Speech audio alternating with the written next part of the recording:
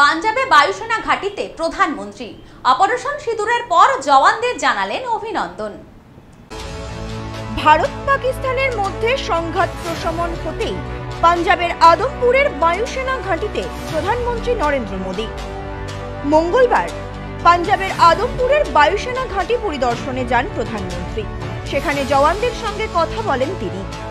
সেনাবাহিনীর সঙ্গে আলাপচারিতায় জওয়ানদের সাহসিকতা ও অটল নিষ্ঠার ভূয়সী প্রশংসা করেছেন প্রধানমন্ত্রী।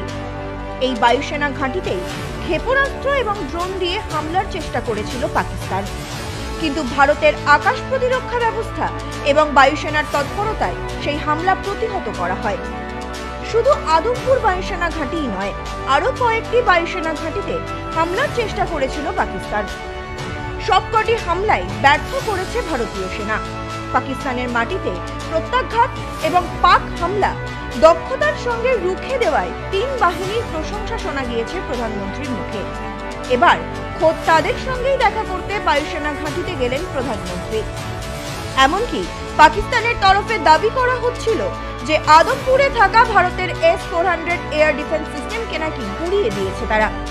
প্রধানমন্ত্রী সেখানে বায়ুঘাটিতে গিয়ে পাকিস্তানের গালে ঠাসিয়ে থাপ্পড় মারলেন। শুধু তাই নয়, S-400 এয়ার ডিফেন্সের লঞ্চারের সামনে দাঁড়িয়ে থাকার ছবি পোস্ট করেন তিনি।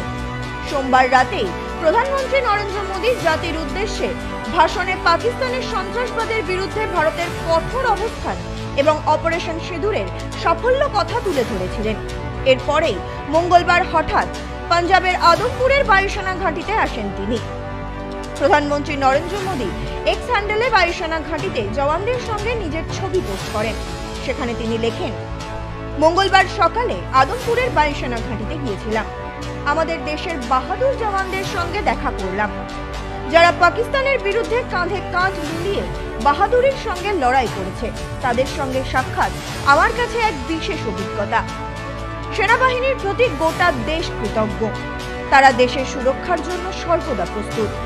সোমবার জাতির উদ্দেশ্যে ভাষণে তিন বাহিনীর ভূয়সী প্রশংসা করেছেন প্রধানমন্ত্রী নরেন্দ্র মোদী। এদিন প্রধানমন্ত্রীর সফরকে ঘিরে বায়ুসেনা ঘাঁটিতে ছিল কড়া নিরাপত্তার ব্যবস্থা। ঘাঁটির অভ্যন্তরে তিনি বায়ুসেনার বিভিন্ন ইউনিটের সদস্য ও আধিকারিকদের সঙ্গে কথা বলেন। তাদের মনোবল বৃদ্ধিতে নানান বার্তা দেন।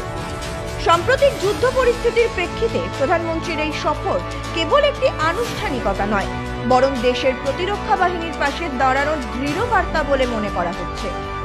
প্রধানমন্ত্রীকে পাশে পেয়ে ভারত মাতার জয়ধ্বনি দিতেও শোনা যায় সেনা জওয়ানদের। ভারত মাতা কি, ভারত মাতা কি।